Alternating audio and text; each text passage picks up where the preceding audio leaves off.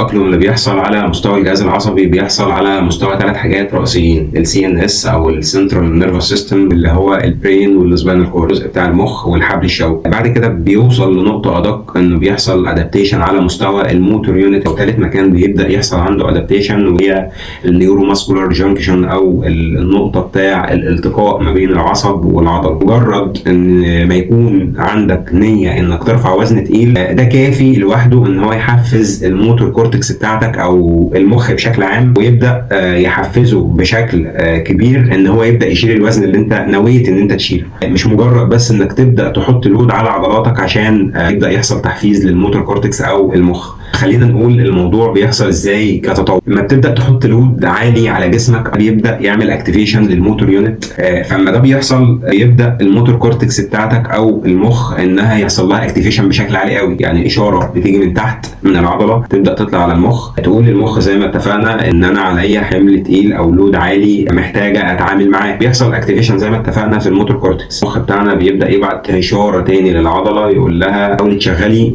الالياف العضليه اللي تقدري انك تشغليها. الاشاره دي بتبدا تنزل من المخ للعضلات عن طريق حاجه اسمها الكورتيكوسباينال تراكت. تبدا الاشاره دي تروح للعضلات، وبناء على نوع التمرين اللي انت بتتمرنه او نوع القوه اللي انت عايز تخرجها من العضله بتبدا يحصل اكتيفيشن انواع مختلفه من الالياف العضليه، اما فاست تويتش ماسل فايبر او سلو تويتش ماسل فايبر.